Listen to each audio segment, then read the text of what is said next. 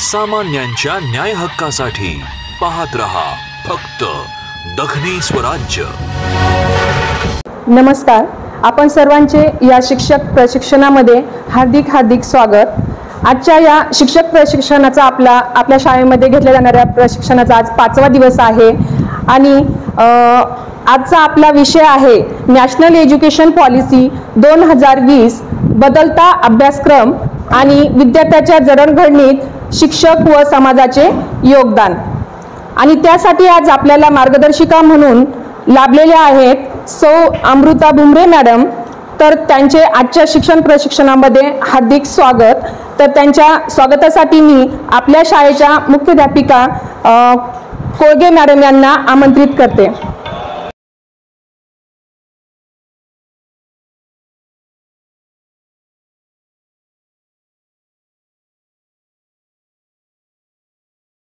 आपल्याला लाभलेल्या मार्गदर्शिका सौ अमृता भुमरे मॅडम यांना अशी विनंती करते की त्यांनी सर्वांना मार्गदर्शन करावे।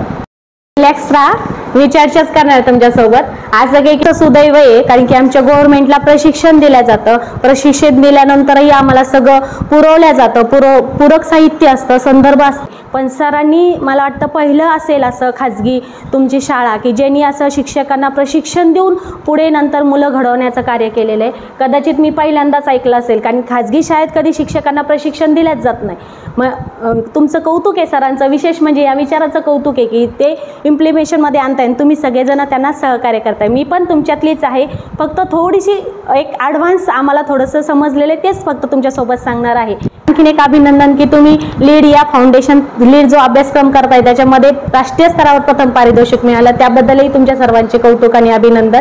आणि मी आता तुम्हाला जे अभ्यासक्रम 2020 बद्दल सांगणार आहे, अतिशय छोट्या बाबी सांगणार आहे ज्या तुम्हाला टेटमध्ये पण येणार आहे आणि कदाचित तुम्हाला जर एखादा प्रशिक्षक आला किंवा एखादा बाहेरून विचारण्याला आला तर तुम्हाला त्या छोट्या बाबी माहिती पाहिजे कारण की आपण एवढा डीपमध्ये अभ्यास करत नाही। कारण हा जो अभ्यासक्रम आहे याचं 1 महिन्याचं प्रशिक्षण राज्य स्तरावर सध्या चालू आहे आणि कदाचित त्याही प्रशिक्षणाला मी उपस्थित होती। मी पण आरपीच आहे, पण माझी परीक्षा असल्याने मी घेतलं नाही। पण मला सरांना फोन आलता तर मग म्हटलं मी तोच घेते कारण माझा आता तिथं अभ्यास झालेला नाहीये। तुमच्या अनावधानाने तो अभ्यास होऊन जाईल म्हणून मी तुमच्यासोबत पण शेअर करणार आहे, तुमचेही विचार ऐकणार आहे आणि माझेही। आपण एकतर्फी करणार नाहीये, आपण शेअर करूया कारण की NEP 2020 सांगते की तुम्ही शिक्षक आहात, मी शिक्षक आहात हे सगळं विसरून जायचंय। एक विद्यार्थी म्हणूनच आपल्याला जगायचंय। विद्यार्थी जसं करतोय त्याच विचाराने आपले विचार चालू ठेवायचे। आपण या अभ्यासक्रमामध्ये 2020 हा जो NEPचा अभ्यासक्रम आहे याची थोडीशी ऐतिहासिक पार्श्वभूमी सांगते। याच्यामध्ये आपण बघतोय की थोडीशी ऐतिहासिक भूमिका आहे या शैक्षणिक राष्ट्रीय धोरणाला, रचना कशी झालेली, त्याचं उद्दिष्ट नेमकं काय आहे आणि हा बदल आणि त्याबद्दल आपण काय उपाययोजना केल्या पाहिजे आपल्याला आवश्यक असलेल्या अशा पद्धतीने आपण पाहणार आहोत।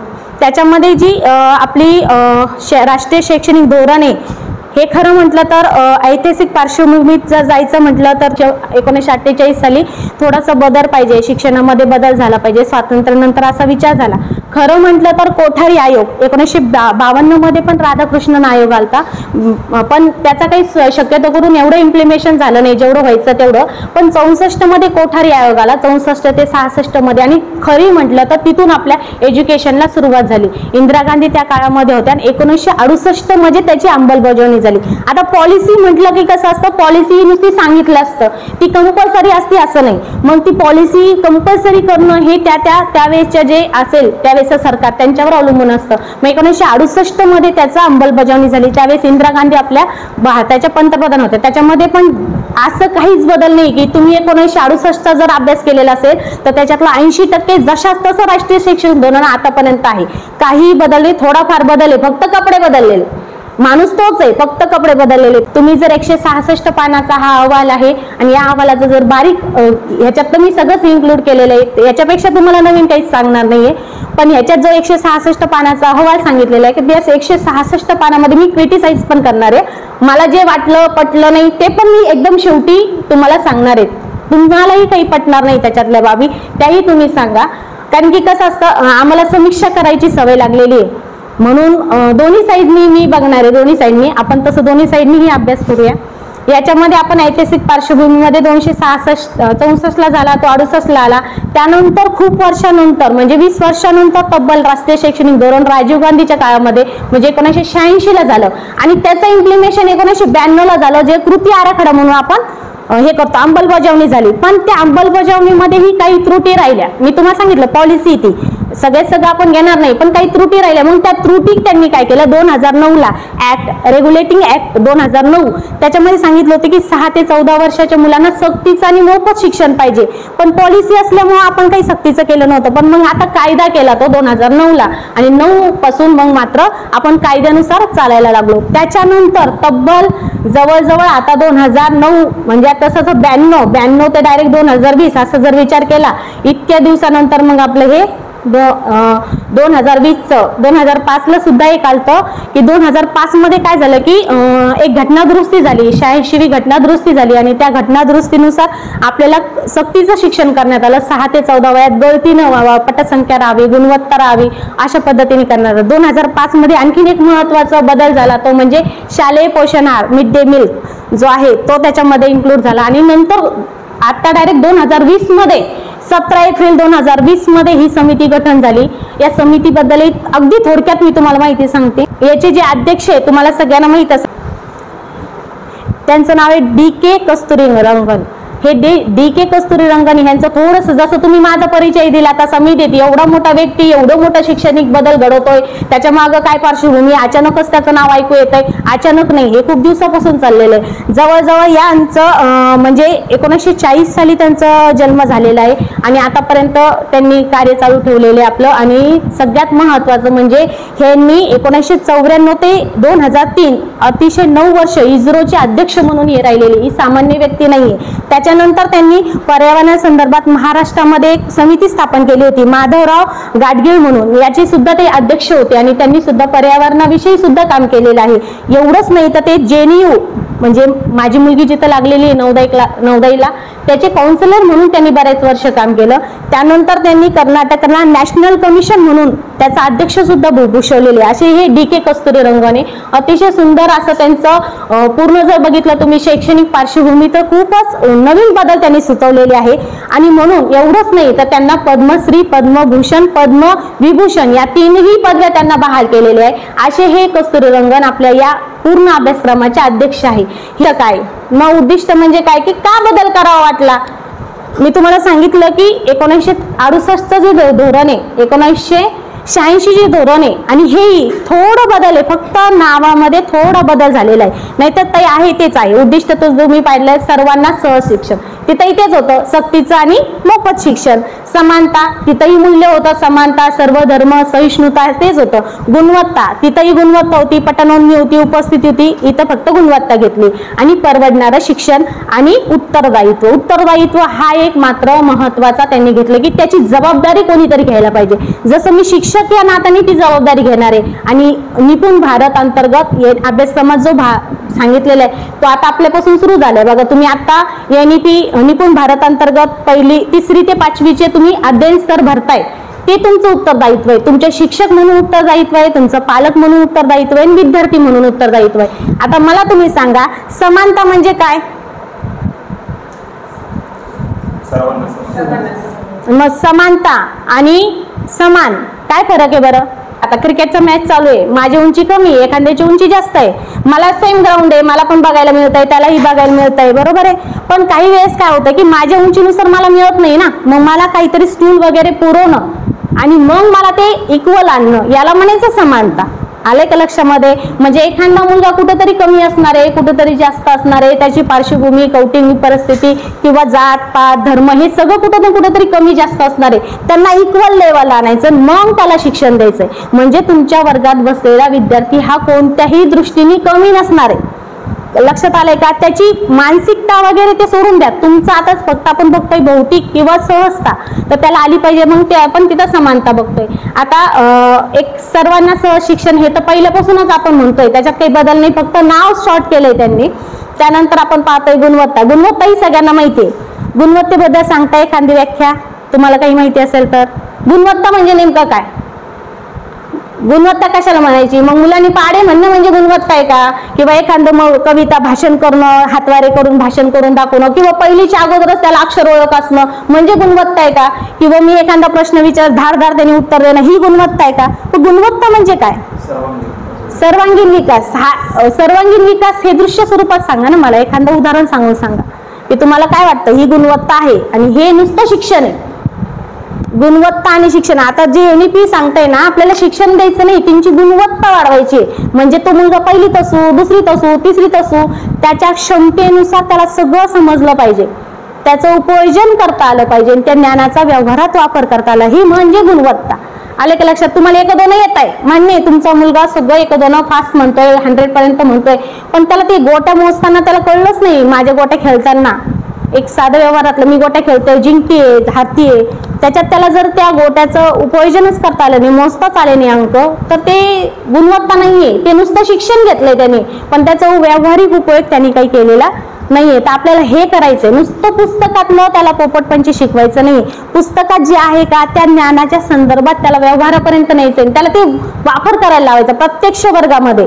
कौशल्यावर आधारित शिक्षण, कौशल्य हे सगळ्यात शेवटचं येतं. कौशल्य हे डायरेक्ट आपल्याला 6वीला येणार आहे. त्यांनी पूर्व प्राथमिक, प्राथमिक आणि व्यावसायिक शिक्षण असे 4 टप्पे केलेले त्यांनी, मग हायर एज्युकेशन मध्ये गेलेले ते. तर त्याच्यामध्ये व्यावसायिक शिक्षण हा 6वी पासूनच सुरुवात करणार. जसं आता आपण 11वी-12वी पासून सुरू करतोय, ITI करणं, आर्ट करणं, सायन्स करणं, त्यावेळेस तसं फॅकल्टीज राहणार नाहीये. तुम्हाला कोणतीही सुविधा आहे, कोणताही विषय घ्या, कोणतंही काही घ्या, तुम्हाला जे वाटेल ते घ्या, मी येणार आहे पुढे सांगणार आहे त्याच्या पद्धतीने. त्याच्यानंतर परवडणारे शिक्षण आणि उत्तरदायित्व. आता जसं आतापासूनच पहिलीला आम्ही CBSE पॅटर्न केलाय आणि तसंच सगळ्यांना परवडलं पाहिजे. साहजिकच आहे, काही खाजगीमध्ये जाऊ शकतात, पण ज्यांना नाही जमत आहे मग त्यांना साध्या स्तरावर सुद्धा ते तसं शिक्षण मिळालं पाहिजे, याच्यासाठी त्यांनी उपाययोजना केलेल्या आहे. आता याच्यातले महत्वाचे, मी आता तुम्हाला सांगितलं की गुणवत्ता म्हणजे काय, की महत्वाचे काही टप्पे की आठवणे, नंतर अंडरस्टँडिंग, अप्लाइंग, अनालिसिंग आणि इव्हॅल्युएटिंग. म्हणजे काय करायचंय आपल्याला, सुरुवातीलाच त्या NEP मध्ये नुसतंच दिलेलं ज्ञान आठवणं, नंतर त्याचं काय करायचंय आपल्याला समजून घ्यायचंय, नंतर त्याचं मी आता सांगितलं उपयोजन करायचंय आणि उपयोजन करून अनालिसिस करायचंय. म्हणजे क्रिटिकल थिंकिंग इथं आली पाहिजे. सगळ्यात महत्वाचं NEP मध्ये तुम्हाला नेहमी नेहमी नेहमी नेहमी हा शब्द येणार, क्रिटिकल थिंकिंग. क्रिटिकल थिंकिंग म्हणजे काय करायचंय. आता हे सगळं जुनंच बरं का मानसशास्त्रातलं, तसं विचार केला तर, पण आपण हे नवीन शिकतोय कारण NEP 2020 हे जुनंच आहे सगळं. मग त्याच्यामध्ये क्रिटिकल थिंकिंग असली पाहिजे. मला एक आठवतं उदाहरण सहज म्हणून सांगते. थॉर्नडाईकची प्रयत्न प्रमाण पद्धत आहे, आठवतं ना सगळ्यांना? एखाद्याने डेअर केलं असेल तर आठवत असेल. थॉर्नडाईक पद्धत आहे की त्या चिंपांजी माकडाला आतमध्ये सोडल्या जातं आणि मग त्याला एक काठी दिली जाते आणि तो पिंजऱ्यात असतो, मग त्याला ती भूक लागते, मग तो केळं तोडतो आणि ते खातो. आता इथं काय केलंय त्यांनी, क्रिटिकल थिंकिंग केली त्या चिंपांजी माकडाने, प्रयत्न प्रमाण पद्धत म्हणतात त्याला. आणि मग त्यांनी विचार केला की मला तर भूक लागली, गरज निर्माण झाली त्याच्यामध्ये. मग गरज निर्माण झाल्यानंतर त्यांनी काय केलं, आजूबाजूला बघितलं, परिस्थितीचं निरीक्षण केलं, काय अवेलेबल आहे का मला तिथपर्यंत पोहोचण्यासाठी. त्याला काठी दिसली, मग काठीचं उपयोजन त्यांनी केलं आणि ते केळं खाल्लं. मग आता इथं आली क्रिटिकल थिंकिंग. आता इव्हॅल्युएटिंग काय कळलं ना, ज्या ज्या वेळेस त्याला अशी सिच्युएशन येईल त्या वेळेस त्याच्या लक्षात येईल, उंच असेल तर मला काय करायचंय, काठीचा वापर करायचा. हे आपल्या विद्यार्थ्यांना शिकवायचं आपल्याला. नुसतं नॉलेज द्यायचं नाहीये, नुसतं त्याला पोपट करायचं नाही आपल्याला. त्या नॉलेजचा वापर त्यांनी दैनंदिन म्हणून म्हणतात ना.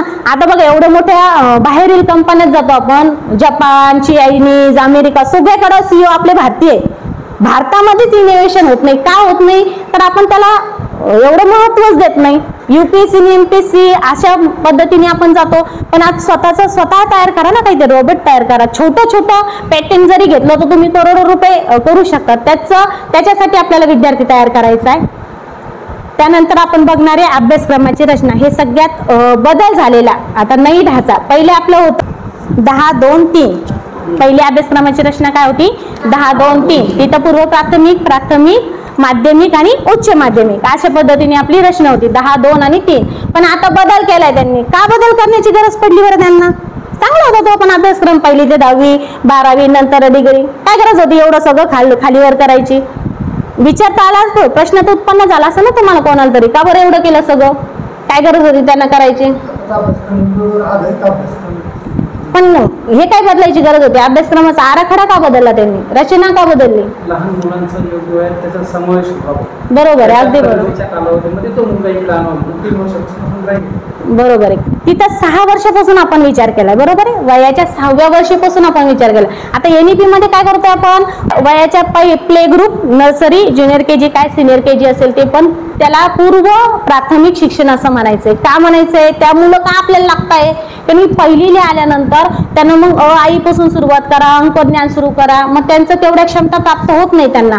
पण त्यांना परीक्षा नाही बरं का, आणि बोधरेषणही नाही, पुस्तकही नाही, एकदम इनफॉर्मल ह्याच्यामध्ये त्यांना अंकज्ञान, भाषा ज्ञान हे शिकवायचं. तुम्ही म्हणता मग मॅडम इनफॉर्मल म्हणजे कसं?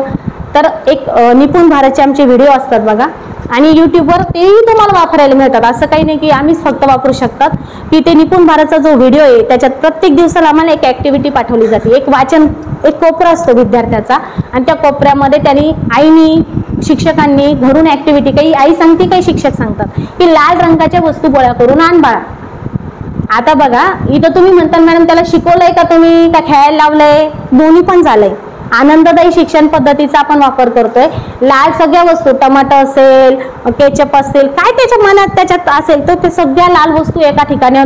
त्याचं जे एक सांगते की नवीन शैक्षणिक धोरणात एक त्याचा कोपरा करायचा, विद्यार्थ्याचा एक स्वतःचा कोपरा असेल तो तिथं त्याचं लावेल. तो 10वी पर्यंत जाऊस तर त्याचा तो कोपरा असणार आहे. हे नवीन बदल आहे बघा त्याच्यामध्ये. आणि त्या कोपऱ्यामध्ये मग तो सगळ्या वस्तू आणून ठेवून बघा, त्याचं शारीरिक हालचाल झाली, आनंददायी शिक्षण झालंय, रेड कलरही समजलाय, तो आयुष्यात लाल कलर विसरणार नाही. काही परत रेड शिकवायची गरजच नाही, RED रेडही म्हणायची गरज नाही. आले का लक्षामध्ये? अशा पद्धतीने त्याला आपल्याला सांगायचंय. त्यानंतर 2 वर्षाचं शिक्षण राहील, हे पहिली आणि दुसरीसाठी. इथंही परीक्षा कंपल्सरी नाही, अतिशय आनंददायी पद्धतीने तुम्हाला त्यांना शिकवायचं. याच्यानंतर जो टप्पा आहे इथं मात्र तुम्हाला 3 वर्षामध्ये अध्ययन निष्पत्ती, तुम्ही आता भरताय का अध्ययन निष्पत्तीचं निपुण भारतचा स्तर भरताय ना, त्याच्यामध्ये बघा एकदम मराठीचा काही स्तर असेल, वाचन, लेखन, संख्याज्ञान आणि संख्यावरील क्रिया, या 4 गोष्टी मात्र या जर आता आम्हालाही पुढे आम्हाला प्रमोशन होणार नाही जर इथं मुलगा 75% नाही आला तर, हे तुम्हालाही नंतर पुढे होणार आहे. आम्हाला त्यांनी आत्ताच सांगितलं की तुम्ही आता एवढं रिलॅक्स राहू नका, तुमच्याही माग आम्ही लागणारच आहे. म्हणून 3 वर्षामध्ये या 3 वर्ष खूप महत्वाचे. 3री ते 5वी याला निपुण भारत म्हणजे कमीत कमी क्षमता प्राप्त झाल्याच पाहिजे. आणि मग 6वीला गेल्यानंतर मात्र इथं खूप बदल झालेला आहे. 6वी, 7वी, 8वी हे 4 वर्षामध्ये काय करायचंय तुम्हाला? 6वी, 7वी, 8वी आणि 9वी या 4 वर्षामध्ये काय करणार आहे तुम्ही की त्याचा व्यावसायिक, मग तिथे तो व्यावसायिक ह्याला सुरुवात करणार आहे. व्यावसायिक मग मातीकाम असेल, आर्ट क्राफ्ट असेल, आणखीन काही असेल, नवीन नवीन पद्धती त्याला इथं मिळणार आहे. त्यानंतर मग मात्र वरचा असेल आपला 4 वर्षाचा कार्यक्रम, तो 9वी ते 12वी, 14 ते 18 ही रचना आहे नवीन याची. पहिल्या याची होती 10 आणि 3, हे लक्षात ठेवा. दुसऱ्या याची 5, 3, 3, 4. लक्षात आलंय थोडंसं का? काही वाटतंय वेगळं वाटतंय थोडं? जर बोजड होतंय का काही? बघा इथं तुम्हाला एक चित्र दाखवलेलं आहे. मला भरपूर टाकायची होती पण शक्यता नाही झाली. आता आमच्या नवीन शैक्षणिक धोरणामध्ये आम्ही जशी PMश्रीची शाळा उघडणार आहे, त्या PMश्रीच्या शाळेमध्ये कसं शिक्षण असणार आहे तुम्हाला एक थोडंसं त्याचं हिंट देते मी. पहिली पूर्व प्राथमिक ते डायरेक्ट हायर एज्युकेशन एकाच ठिकाणी तुम्हाला मिळणार आहे, सगळे अवेलेबल असणार आहे. मला वाटलं 6वीचा विद्यार्थी मला संगीत शिकायचा तर मी संगीत जाऊन शिकणार आहे. मला वाटलं जसं आपण ती पुण्याची शाळा बघितली होती बाबळेवाडीची, त्या पद्धतीने याच्यावरती बरचसा विचार करण्यात आलेला आहे. अशा पद्धतीने राहणार आहे. आता याचं उद्दिष्ट आपण बघूया. काही वाटतंय का तुम्हाला नवीन काही झाल्यासारखं? पुस्तकं बदलणार आहे, विद्यार्थ्यांची रचना बदलणार आहे, अध्ययन निष्पत्ती महत्वाची आहे. अध्ययन निष्पत्ती माहिती आहे आपण सगळ्यांनी आता कंपल्सरी केलेल्या वर्गामध्ये लावायला आहे ना. अध्ययन निष्पत्ती बघितलं तुम्ही वाचून? अध्ययन निष्पत्ती, अध्ययन निष्पत्ती म्हणजे एकदम कमी क्षमता विद्यार्थ्याला आपण त्याच्यापेक्षा किती काय हाय देऊ शकतो पण त्या कमीच येत नाही आपल्या विद्यार्थ्यांना. ही शोकांतिका आपली है ना. म्हणजे आपल्याला वाटतंय ती एकदम लोएस्ट लेवल आहे पण तीच आपल्याला हायेस्ट वाटते ना. आपण त्याच्यानुसारच वर्षभर शिकवतो. पुस्तक म्हणजे पुस्तक, पुस्तकातलं इकडं तिकडं ओपन नाही झाली पाहिजे अशा पद्धतीने आपण शिकवतो. याला शिक्षण नाही म्हणत. ते फक्त साधन आहे तुमचं, तुम्हाला फक्त वापरायसाठी सहकार्य करणार आहे. ते तुम्हाला पुस्तकातून नाही शिकवायचे, तुम्हाला पुस्तक घ्यायचंच नाही हातात, तुम्हाला कन्सेप्ट घ्यायची, फक्त त्याच्यातला घटक घ्यायचा आहे आणि वापरायचा आहे. ही पद्धती बदललेली आहे. तर काय झाले ते दाखवते मग उद्दिष्टांमध्ये. Early childhood care and education, एकदम पूर्व प्राथमिक पासून आपण शिक्षणाला सुरुवात केली. नंतर स्ट्रक्चर बदललेलं आहे. नंतर अभ्यासक्रम कमी केला. तुम्ही म्हणता कसं काय मॅडम अभ्यासक्रम कमी केला, की 6वीला वर्गात गेल्यानंतर तिथून पुढे आपल्याला पुस्तकं निवडायची, पण तुम्ही भाषा तुमच्या मनानुसार निवडू शकतात. जसं पहिले त्यांनी सांगितलं होतं की इंग्रजी हिंदी असं भाषा घ्या, पण कर्नाटकातून किंवा साऊथकडच्या स्टेटमधून जरा विरोध झाला, त्याच्यामुळे त्यांनी सगळ्या लँग्वेज ठेवल्या. त्याच्यात सगळ्यात महत्त्व त्यांनी मातृभाषेला दिलंय. एज्युकेशनमध्ये सगळ्यात महत्त्व त्यांनी मातृभाषेला दिले. त्याच्यानंतर त्यांनी केलं की आता मी तुम्हाला सांगितले फंडामेंटल आणि लिटरेसी अँड न्यूमरेसी, संख्याज्ञान आणि तुमचं मूलभूत साक्षरता, यालावरती पण भर दिलाय. त्याच्यामध्ये टेक्नॉलॉजी एज्युकेशन, तंत्रज्ञानाला महत्त्व दिलेलं आहे. नंतर लवचिकता आणलेली त्यांनी. तुम्ही व्यावसायिकमध्ये कोणताही विषय तुमच्या मनाने, उदाहरण तर मी आर्टची आहे, पण मला खूप गणित आवडायचं, पण नाही घेता आलं मला गणित, कदाचित तो माझं बॅड लक असेल, पण आता तसं होणार नाही. आता मुलांना गणितही घेता येणार आहे. एखादा पॉलिटिकल सायन्स आवडत असेल तर पॉलिटिकल सायन्स पण घेता येणार आहे, की तिथे लवचिकता दिली आहे, तुमच्या मनानुसार तुम्हाला करता येणार आहे. क्लासेस केले, लगे युट्यूबवर जाहिरात सुरू होती कोडिंग क्लासेसची. 5 मिनिटं झाले की कोडिंग क्लासेस. इतकं कोडिंग म्हणजेच मोबाईलवरती करणं हे नाही, तुम्ही प्रात्यक्षिकामध्येही कोडिंग करू शकतात. एका लहानपणी आपण खेळायचो बघा, एका ते खिपऱ्या लावून खेळायचो, त्यालाही कोडिंगच म्हणतात. फक्त भाषा बदलली आणि तंत्रज्ञान बदललंय, तोच आहे. फक्त तुम्ही काय कराय, मुलांची हालचाल करा आणि कृतीतून शिक्षण द्या. शिक्षक म्हणून भूमिकेत आहात, मी ताई आहे, शिक्षक आहे आणि समज म्हणून पण बोलणार आहे. सांगा तुम्ही शिक्षक म्हणून काय बदल करणार. तुमचं आतापर्यंत काय शिकवत होते तुम्ही, आता NEP 2020 किमान तुम्हाला थोडंसं स्ट्रक्चर समजलंय का थोडंफार मी सांगितल्यानंतर, मग तुम्हाला बदल काय करावा वाटतोय त्याच्यामध्ये.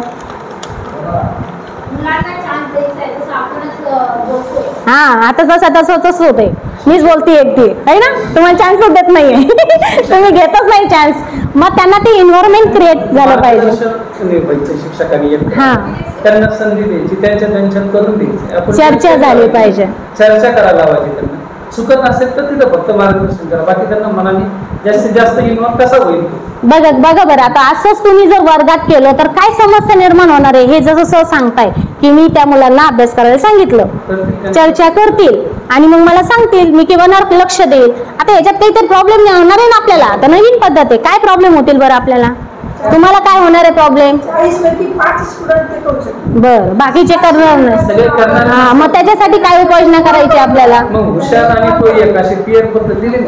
आता किती वेळ पिअर पद्धत करणार, ते किती वेळ करणार, लगेच मारामारी करतात 10 मिनिटात. आता 10 मिनिटात करतात. तुम्ही घ्या सिच्युएशन घ्या, हे लावा, कॅमेरा लावा, 10 मिनिटं सोडा मोकळा क्लास, काहीच नाही, तुम्ही बिलकुल थांबायच नाही त्या वर्गात. 15 मिनिटात तुमचा तो विद्यार्थी बाहेर येऊन 11व्या मिनिटाला तो तुमच्यापाशी आला पाहिजे आणि तुम्हाला घराने सांगितलं पाहिजे, है ना. जो तो चांगला असेल तर, नाही तर एकाने दिली तर दुसरा ठेवून देणार आहे ना. मग तो काही ऐकणार नाही.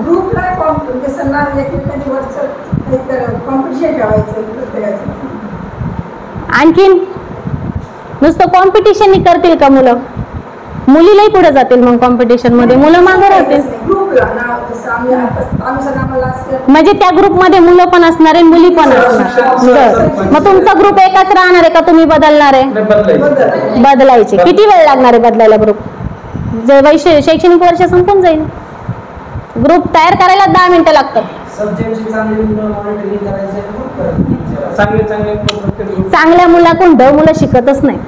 माझं उदाहरण आहे, मी नाही शिकले, आम्हाला नव्हतं आवडत मॉनिटरिंग, आम्ही बॅक बेंचेस होतो, आम्ही नाही शिकलो कोणाकडून. आम्हाला ऐकच उमेराचं कधी ऐकलं का मी ऐकलं नाही शिकत. मला त्याच्या लेवलचा, त्याच्या सोबत असलेला, त्याच्या विचाराला समानता असलेला मुलासोबत जसा तो कम्फर्टेबल राहतो, त्या कम्फर्टेबल झोन मधून त्याला बाहेर काढायचं नाही. ऍज यू विश, तुला ज्याच्यासोबत राहायचं त्याच्यासोबत. तो जर माझा मुलगा 3रीला आहे, तो 5वीच्या मुलासोबत कम्फर्टेबल राहतो, तू राहू शकतो. ही मी आता सुविधा देते, पण असं सगळ्यांना मिळालं पाहिजे. पहिलीच्या मुलाला जर 2रीचं शिकायचं असेल तर तो शिकू शकतो, त्याला जे आवडतं तेच जाऊ द्या. एखादी सब्जेक्ट त्याला बॅक असेल तर असू द्या बॅक. माझ्या मुलाला आणखीनही मराठी लिहिता येत नाही, मग मी त्याला टॉर्चर करणार आहे का, बाबा लिही नाही लिहिणार. होईल कधीतरी, त्याला तरी होईल ना रिलाइज, अरे आपलं आता अक्षर सुधारलं पाहिजे. असं द्या, त्याला कम्फर्ट झोन द्या, त्याला समजलं, त्याला सहज शिक्षण द्या. त्याला समजलं नाही पाहिजे की तो शिकतोय, मॅडमने काहीतरी घटक ते लिहून दिलाय, मॅडम काहीतरी शिकवणार आहे. नाही ना, तसं काहीच करू नका. किती सोपं आहे बरं, सजीव आणि निर्जीव हा घटक मला शिकवायचा, एकदम साध्या पद्धतीने शिकवायचा, काहीच नाही, हेच सगळी पद्धत वापरायची. तुम्ही म्हणता ते सगळं बरोबर आहे, हे सगळं तुम्ही 5 दिवसाच्या ट्रेनिंग मध्ये शिकलेले आहात, पण इम्प्लिमेशन कोणीच करत नाही. इम्प्लिमेशन ज्यावेळेस करता, तुम्ही ज्यावेळेस उपाययोजना करता, त्याच्यातल्या दुवे आणि अडचणी समजायला लागतात. मी स्वतः करते, माझ्या तर 40 मिनिटाच्या पिरियड मध्ये 20 मिनिटं गोंधळच असतो आणि 20 मिनिटानंतर कळतं की अरे घटक आणखी राहिलाच शिकवायचा. मग काय करायचं, त्या तिथं टाइम तर आपल्याला तेवढाच दिलेला आहे, त्यांनी टाइममध्ये कुठं काही फरक नाही केलेला आहे. अर्धा तास वाढवलाय तो परिपाठाचा वाढवलेला आहे, आपल्याकडे अभ्यासक्रमात कुठंच अर्धा तास वाढवलेला नाही. मग काय करणार आहे आपण, हे सगळ्याला तर तोंड देणंच आहे, वाढतंय दिवस दिवस सगळं वाढतंय, मग आपल्याला सहज सहज करायचंय. तुमचे काही माझं स्वतःचे मी ते विचार करून ठेवलेले, मी आता हे शैक्षणिक वर्ष सुरू झाल्यावर अशा पद्धतीने शिकवणार. तुम्ही काय शिकवणार ते सांगा मला, तुम्ही काय तुमच्या डोक्यात आलंय, तुम्हाला मुख्याध्यापकांनी सांगितलं तसं शिकवायचंय, अभ्यासक्रम पूर्ण करायचा, हे सगळं धरायचंय. पण तुमच्या मनाचं काहीतरी असेल ना त्याच्यामध्ये की मी अशाच पद्धतीने शिकवणार आहे, मी जसं शिकलोय ना, मला ह्या मॅडमचं खूप आवडायचंय, मग मी त्या मॅडमचं काही घेणार आहे, त्या सरांचं काही घेणार आहे, ह्यांचं काही घेणार आहे, माझं स्वतःचं काही टाकणार आहे आणि मग मी तयार करणार. सगळ्यात महत्वाचं, शिक्षकाला मुबलकता दिलेली आहे, तू काही कर बाबा, आम्हाला काही घेणार नाही. आम्हाला काय पाहिजे, इव्हॅल्युएशन, गुणवत्ता, त्याची गुणवत्ता आम्हाला तपासता आली पाहिजे. तू काही कर, तू तिथं मित्र होय, त्याचा शिक्षक होय, विद्यार्थी होय, समाज होय, पालक होय, आम्हाला काही घेणं नाही. आम्हाला फक्त काय पाहिजे, त्याचं की निघणारं कंटेंट पाहिजे, आम्हाला काय निघतंय ते बघतं, आद्य निष्पत्ती पाहिजे आम्हाला. मग अशा वेळेस तुम्ही शिक्षक म्हणून नवीन विचार करा ना काहीतरी. काय करणार आहे बरं आपण, 1-2 फायर लिहून द्यायचे, तेच लिहून काढ, इंग्रजीच्या स्पेलिंग द्यायच्या, तेच लिहून काढा, कठीण शब्द आहे, शब्दार्थ लिहून द्या, ते पाठ करा, तेच करायचंय. नवीन काय करायचंय, खूप पद्धत बदललेली आहे. तुम्ही म्हणताय केम्ब्रिज आहे, रॅन आहे, इंटरनॅशनल स्कूल आहे, आता माझी मुलगी 9वीला शिकते, तिथं पण वेगळ्या पद्धत आहे. मी सगळ्यांचा अभ्यास करत असते, असं काही नाही मी कमी, मला कुठेतरी पूर्ण करायचं, मी पण काही परिपूर्ण नाहीये, मलाही खूप अडचणी येतात, पण मग त्याच्यावर मात करायचं तेवढे आपल्यात साहस पाहिजे आणि प्रयत्न करणं महत्वाचं आहे. कसं, मला उदाहरण सांगा, मला बोललेलं नाही समजत, मला उदाहरणातूनच समजतं. हा, मला उदाहरण सांगा, गोट्या घ्या, काड्या घ्या, काही घ्या, ॲज यू विश, पण मला उदाहरण सांगा.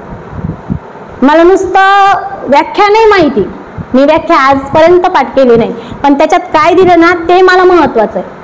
आणि यांनीच मुलगा भविष्यात सायंटिस्ट होईल, नीट होईल, MPSC UPSC हे सगळं करेल, पण ह्याला समजलंच पाहिजे.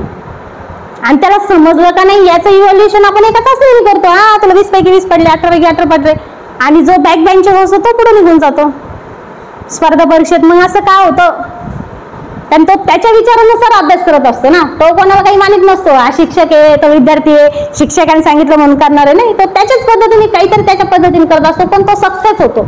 त्याचं सक्सेसचं महत्व असतं त्याचं स्वतःहून शिकणं. तो जोपर्यंत त्याच्या स्वतःहून शिकत नाही तोपर्यंत काहीच शक्य होत नाही. तुम्ही करोडो रुपयाची शाळा करावं, काहीच गरज नाही, ते विद्यार्थी नेऊन टाका तिथं, माझा मुलगा हुशारच झाला पाहिजे, नाही होणार.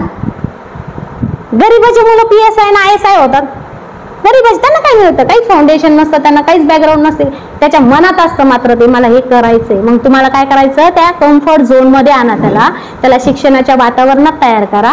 आणि तुला शिकायचंय बाळा, एवढंच सांगा, दडपण टाकू नका, स्पर्धा निर्माण करू नका. त्याला पळायचंय, तो पळतोय, मग मी त्याच्या मागं पळलं पाहिजे, मग मी पहिला आला की मी पहिला येईल, मग माझं नाव होईल, आणि 10 वर्षानंतर तो घरी बसेल.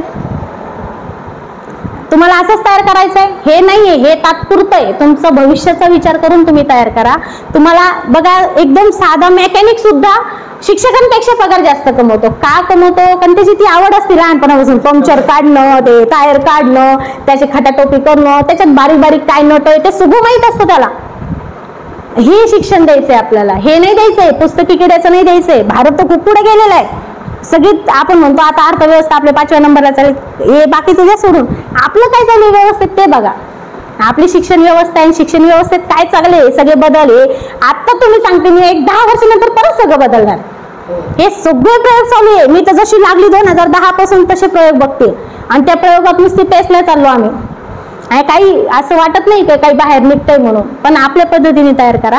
मी पण एक झाली आता 14 वर्ष झाली, आता 15 वर्ष होईल 2 जुलैला मी पण सर्व्हिसला लागली. पण 15 वर्षात दरवर्षी मी नव्याने सुरुवात करते. तुम्हीही नव्याने सुरुवात करा. मागचं झालं गेलं सगळं विसरून जातं. आपल्यात कमी असते हेही मान्य करा आणि आपली कमी पूर्ण करण्यासाठी प्रयत्न करा. तुम्हाला वाटलंय की मला नाही इथं माझं कन्सेप्ट क्लिअर नाही, मी हा कसा शिकवण, चर्चा करा ना सहकाऱ्यांसोबत, मग तो कन्सेप्ट क्लिअर करा. एखादा विद्यार्थी आपल्याला एखादा प्रश्न विचारतो की आपल्याला तो येत नाही त्यावेळेस, पण त्या प्रश्नावरती घरी जाऊन विचार करा, तो उत्तर काढा आणि तेवढ्याच आत्मविश्वासाने त्याला ते उत्तर सांगा. त्यावेळेस तुम्ही त्यांच्या समोरची जी प्रतिमा आहे ती मलिन होऊन देणार नाही. कारण शिक्षक हा काही सर्व पूर्ण परिपूर्ण नसतो, पण विचार करा आणि आपल्या ह्याच्यामध्ये बदल करा.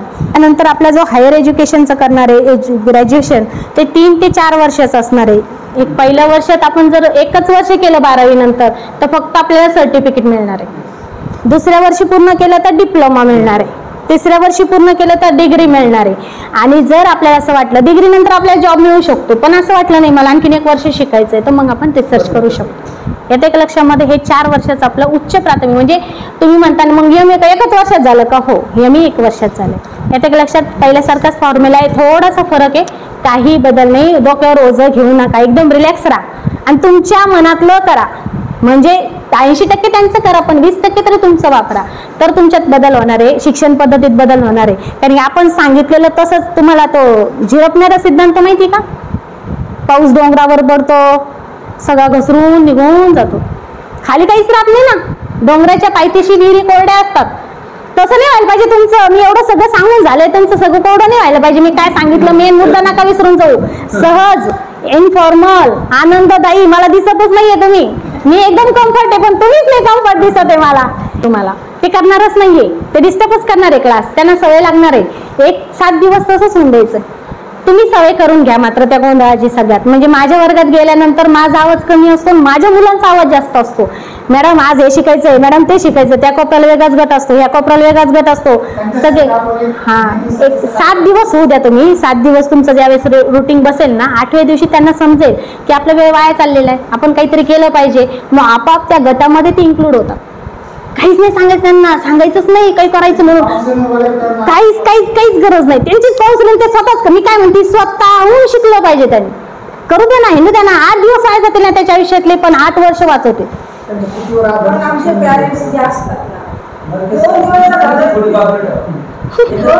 दिवस झाले तर तिसऱ्या दिवशी लगेच पॅरेंट्स आरोप आले की मुलांनी सांगितलं घरी की 2 दिवस बदल चालते, टीचर पालकांची काय मानसिकता झालेली आहे सध्या. हो बरोबर आहे, बरोबर. पालकांचं काय असतं माहिती का, तुम्ही घरी 10 पेज होमवर्क दिला ना, माझ्या मुलाने तो होमवर्क केला ना, म्हणजे खूप शिकवलं मॅडमने, कन्सेप्ट क्लिअर. त्याला काय येऊ नाही येऊ काही घेणं नसतं त्यांना. तुमच्या डोक्यात माहिती पालकाची मानसिकता काय, होमवर्क घेऊन टाका त्याला, तुम्हाला काय करायचंय ना ते तुम्ही करा. दुसऱ्या दिवशी होमवर्क नाही आला त्याच्यावर सिग्नेचर लिहून द्या. पॅरेंट्स मीटिंगला तर पालक येणार आहे ना, ए बाबा तू पहिलीत असं ना, तू 10 पानं लिहिते का, खरं सांग बरं. मग तुझं लेकरू कसं लिहीन? तुला जर 10च पानं लिहून घ्यायचे असेल तर बाकीचं नॉलेज त्याला मिळणार नाही ना. माझा मुलगा 1 तास लावतो 1 पान लिहायला, मग 10 तास शाळा भरू मी त्यासाठी? नाही होणार तसं. साहजिकच सगळ्या 5ही वेगवेगळे बोट असतात, 5ही वेगवेगळे असतात, सगळ्यांची पद्धत वेगवेगळी असते. आम्ही सगळी मुलं एकत्र बसून शिकवतो. तुमचा मुलगा तुम्हाला समजला पाहिजे. घरी गेल्यावर त्या पालकांना समजून सांगा, बोधरेशन देऊ नका, लेकराला शिकू द्या. आम्ही शिकवण्याचंच काम करतोय.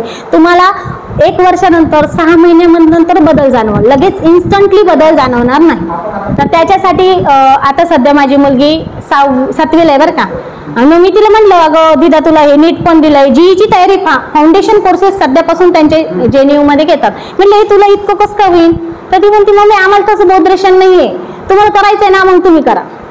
म्हणजे तो चॅप्टर वाचायचा, त्यांनी स्वतःच्या नोट्स काढायच्या आणि मग त्या नोट्सवर त्यांचं 1-2 तासाचं सेशन असतं, त्याच्यावर ते चर्चा करतात. सगळे डाऊट क्लिअर, चॅप्टर संपतो. उदाहरणार्थ मला एखादा धडा शिकवायचा, ऍटिटीज एक धडा शिकवायचा, उदाहरणार्थ मूलद्रव्यांचे वर्गीकरण हा शिकवायचा आहे मला.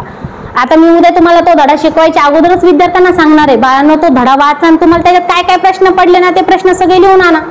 प्रश्न, उत्तर नाही, प्रश्नच फक्त. एकदा त्याला धडा वाचू द्या. प्रश्न काढण्यासाठी तर त्याला धडा वाचावाच लागणार आहे. आपोआप त्याला त्याच्यातले जर 20 प्रश्न काढले ना 10 प्रश्नाचे उत्तर त्याला येणार आहे. ह्यालाच म्हणायचं नवीन शैक्षणिक पद्धत. तुम्हाला शिकवायचंच नाही ना, तो वाचू देणार. फक्त त्याला काय करणार आहे आपण, मग मूलद्रव्याचं वर्गीकरण केलेले आहे आपण. उदाहरणार्थ सारणीतले मूलद्रव्य असते, निष्क्रिय मूलद्रव्य, तिथं तुम्हाला थोडंसं त्याला सांगावं लागेल की बाबा याची कक्षा पूर्ण असते, मग हा काय संयोग करू शकत नाही. इथं तुम्हाला सांगणार किती काम मोठं कमी झालं तुम्हाला. हेलियम पासून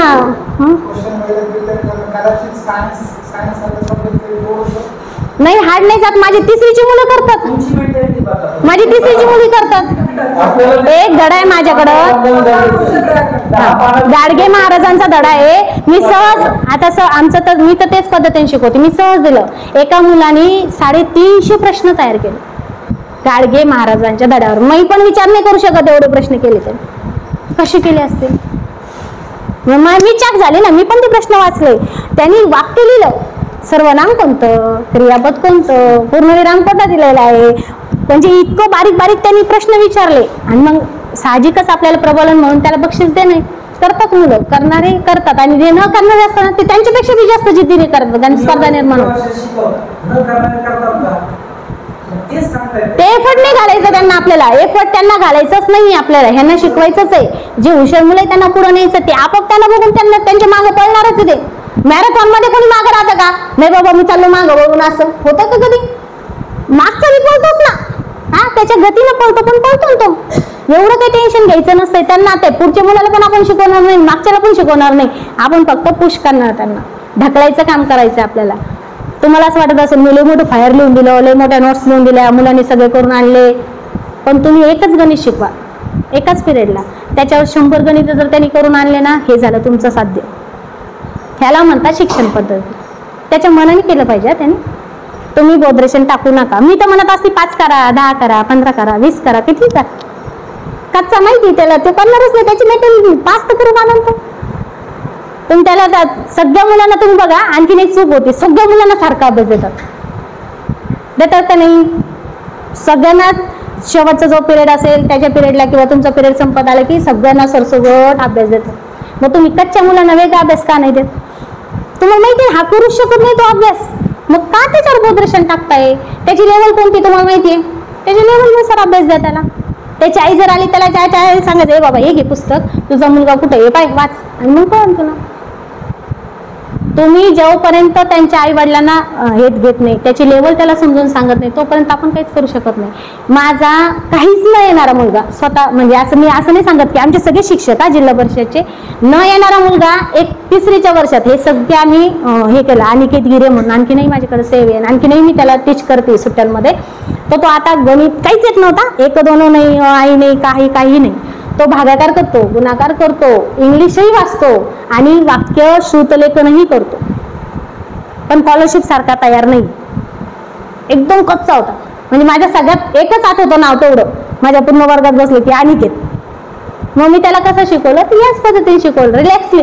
तो त्याचं करायचा, मॅडम सगळेजण करायला लागले, सगळ्यांचे एवढे झाले, माझं काहीच नाही झालं. मी म्हटलं की बाबा लिहिन, मग तो लिहितो, तो करतो, आलाद करतो तो. नंतर कालांतराने जवळ येऊन विचारायला लागतात ती मुलं, जी बॅक बेंचेस असतात ती भांडण्यापेक्षा मग विचारायला लागली की समजायचं हा आता धोरणात आलाय, मग आता आपल्याला याला पुढचं पॉलिश करणं आहे. आलं का लक्षामध्ये. इतकं रिलॅक्सली घ्या की हे सगळे वेगवेगळे, सगळ्यांचे डोके वेगळे, त्यांची मेंटॅलिटी वेगळी, त्यांचं पुढं मग सांगताना माझी मुलगी आज सांगेल मला नाही का सायंटिस्ट व्हायचंय, 1 महिना 2 महिन्यानंतर म्हणे नाही मला आता NDAतच जायचंय. आणखी 2-4 महिन्यानंतर बदलू शकतात त्यांचे. आपण त्या व्ह्यूनुसार चालत नाही, ते त्यांच्या व्ह्यूनुसार चालत असतात. आपण नाही चालायचं त्यांच्या व्ह्यूनुसार. हे वाटलं की त्यांनी वैदिक प्रमाणाला, आता मी थोडं क्रिटिसाइज करते, थोडा गहन विषय तुमच्या संग शेअर करा वाटला म्हणून शेअर करते. पण मला वाईट वाटलं, कारण जेव्हा चर्चा होईल तेव्हा मी हा विषय मांडणारच आहे की सगळे घेतले त्यांनी भट्टाचार्य वगैरे ते NEPचे 166 पानात, पण 4-5 जणांचा उल्लेख त्यांनी मुद्दामून गाळला का अनाहूतपणे गाळला का काय ते मला काही कळलं नाही. आस्तिक म्हणजे वेद मानणारे आणि नास्तिक म्हणजे वेद न मानणारे. देवावर विश्वासाचा प्रश्नच नाही त्याच्यात. गौतम बुद्धाचं नाव टाकणंही टाकणं होतं, महावीरांचं नाव टाकणंही टाकणं होतं, चार्वक टाकणंही टाकणं होतं. कारण ज्यांनी ज्यावेळेस काळामध्ये तो डॉक्टर होता चार्वक, त्याचं नाव त्या NEP मध्ये कुठंच नाहीये. तुम्ही सगळ्यांना घेऊन आले, भास्कराचार्य घेऊन आले, हे घेऊन आले, ते घेऊन. मग असं का केलं. हे वेदाला न मानणारे लोक होते. आणि ह्यांना वेद मान्य नव्हता. चार्वकाचं तर किती ज्ञान होतं, त्यांचं भयंकर ज्ञान होतं. आता तुम्ही तूप विकत घ्यायचं आणि तुपाच्या वाटी देवा पुढे लावायच्या, तुम्ही खायचं ते तुपाच्या देवा, कारण मला पुढच्या जन्मी मला चांगलं जन्म मिळावं वगैरे. त्यांनी सांगितलंय त्याच्या एका श्लोकमध्ये, श्लोक पाठ नाही पण अर्थ सांगते मी, की पुढचा जन्म आपल्याला काही माहीत नसतो, हा जन्म आपल्याला चांगल्या पद्धतीने जगायचा आणि आपण याच्यातच आनंदी जगणार आहोत. ही त्याची छोटी छोटी सहज वाक्य होते जीवनाची. त्या माणसाला तुम्ही घेतलं नाही. म्हणजे अभ्यासक्रमावर क्रिटिसाइज करायचं हे. आणि आणखीन एक महत्वाचं की हे त्यांनी सगळं खाजगीकरण करायला लागले. दुसरं महत्वाचं आहे, खूप खाजगीकरण करणार ते. आता जो पूर्व प्राथमिक शाळेचं सांगता येईल ते पहिले 6 वर्ष ते तिथलच्या गावातल्या लोकांनी, पहिले गुरुकुल कसे होते, गावातल्या लोकांनी शिदोरी गोळा करायची आणि ते शिक्षकाला मी द्यायची, मग त्यांनी पोटभर खायचं, आपल्या पोरांना शिकवायचं. त्या पद्धतीने ही काही दिवसांनी रचना तयार होणार आहे.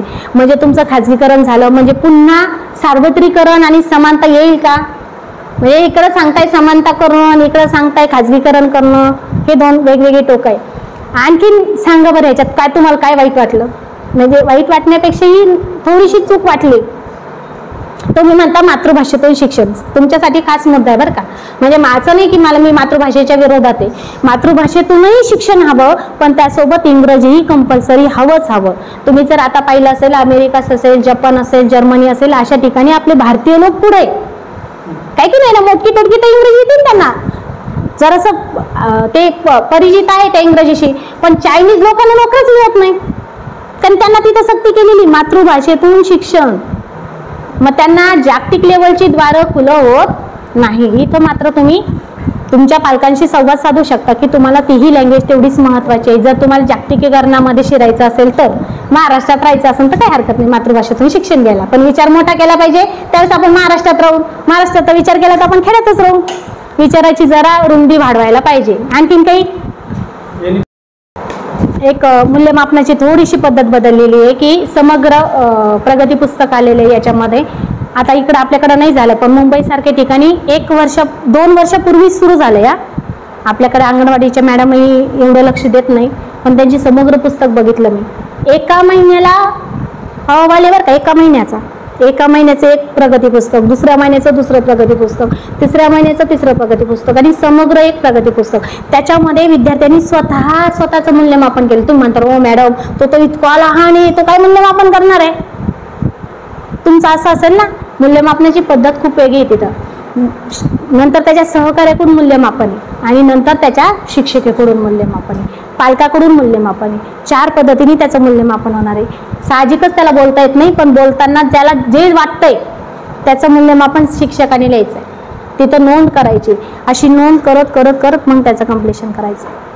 त्याच्यात खूप बारीक वस्तू, आम्हाला तर इतके उदाहरणं देतात तिथं. म्हणून मी तुम्हाला म्हटलं मला उदाहरणं द्या. उदाहरणं दिलं ते कन्सेप्ट लवकर समजतं. सांगा एखादं उदाहरण, तुम्ही कसं करणार त्याचं एखादं समज. छोटं घ्या, एकदम प्ले ग्रुप मधला मुलगा घ्या. अध्ययन निष्पत्ती त्याची एखादी सांगा. अध्ययन निष्पत्ती मला छोट्या स्तर पहिलीची सांगा. अध्ययन निष्पत्ती पहिलीचा मुलगा घेऊ, कारण मला बालवाडीची अध्ययन निष्पत्ती माहित नाही. 1 ते 10 अंकाची ओळख आहे ही अध्ययन निष्पत्ती गणितातली.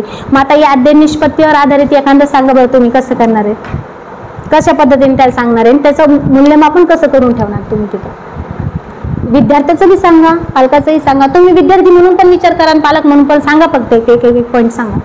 तुम्हाला हे प्रगती पुस्तक भरायचे, याच वर्षीपासून भरायचे तुम्हाला ते प्रगती पुस्तक. अध्ययन निष्पत्तीवर आधारित तुम्हाला लिहायचंय तिथं. हे खूप अवघड आहे. अध्ययन निष्पत्ती 15-20 आहे 5वी पर्यंत.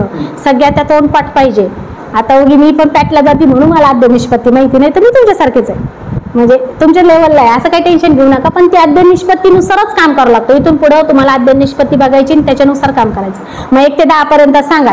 विद्यार्थी म्हणून तो काय नोंद करेल, मला 1 ते 10 अंक वाचता येतात असं म्हणाल का? तो काय करेल, बरं लिहून दाखव. मग तुम्ही नोंद कशी करणार? 1 ते 10 अंक लिहितो. विद्यार्थी म्हणून काय लिहिणार, पण लिहितो का तो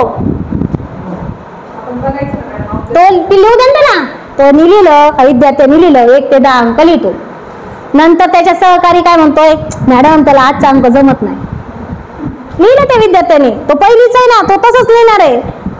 तुम्ही पालकांनी काय लिहिलं, 1 ते 10 लिहितो, पण मधले विचारले तर सांगत नाही, पालक लिहिणार असं. मग तुम्ही काय लिहिणार,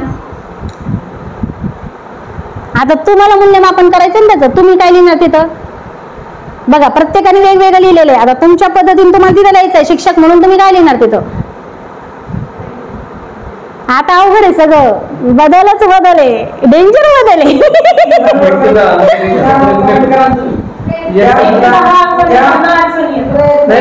हा, निगेटिव्ह कॉमेंट्स करायच्या नाहीये, पॉझिटिव्ह पाहिजे.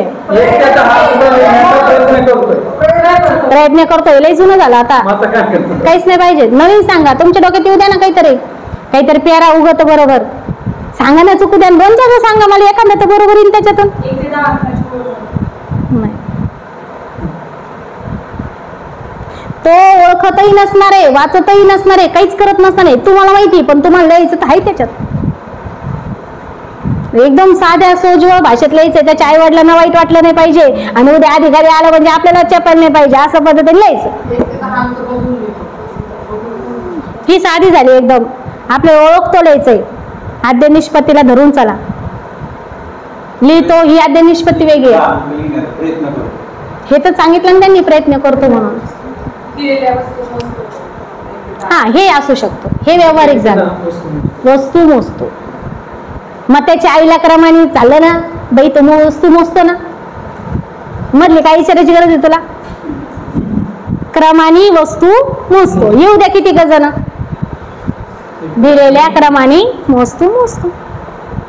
सोपं आहे. फक्त तुम्ही आता आम्हाला नाही, आमचे शिक्षक लय डेंजर आहे, आमचे शिक्षक हेच लिहिणार आहे, मला नाही हेच लिहिणार सगळेजण. पण ज्यावेळेस आम्ही जातो ना, तर आम्ही काहीतरी किस काढत असतो त्याच्यातला, मग आम्हाला कळतं हे चुकीचं आहे. आम्ही पण असं नाही की त्यांना लगेच म्हणतो चुकीचं, पण खूप चुकीची पद्धत चालू आहे. म्हणजे विद्यार्थ्याच्या आई वडिलांनाही कळत नाही आपण काय करतोय, विद्यार्थ्यालाही समजत नाही, शिक्षक काय करतो तेही समजत नाही. सगळे लिहितात, अक्षर सुधारा, वळणदार अक्षर काढा. हुशार पोराला तो काही समजत नाही, काय लावा म्हणून. अरे नका लिहून निगेटिव्ह त्याचा, चांगला लिहा.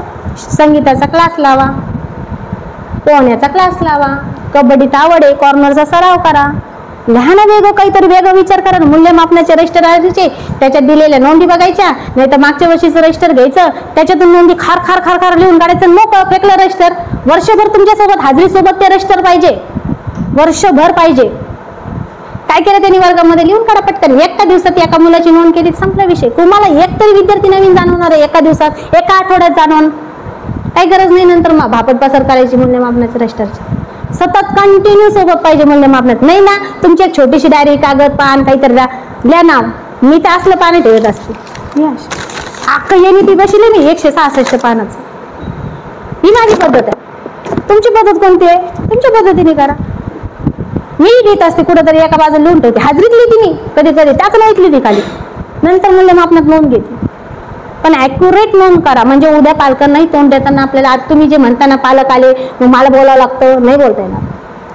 तुमची मुलगी लक्ष देत नाही, दिलेलं उत्तर करत नाही, तुम्ही नोंद ठेवलेली असेल, ताचण वही काढायची, त्या तारखेस दाखवायचं, हे बघा मी नोंद ठेवलेली आहे. काय बोलणार आहे पालक तुम्हाला? नाही बोलू शकत. चला असं तुमचा खूप वेळ घेतलाय, मला वाटतं 1:12ला सुरू केलं तर काय आपण 40 मिनिटं दिल तर तुम्ही मला. चला सामान्यांच्या न्याय हक्कासाठी पाहत रहा फक्त दखनी स्वराज्य.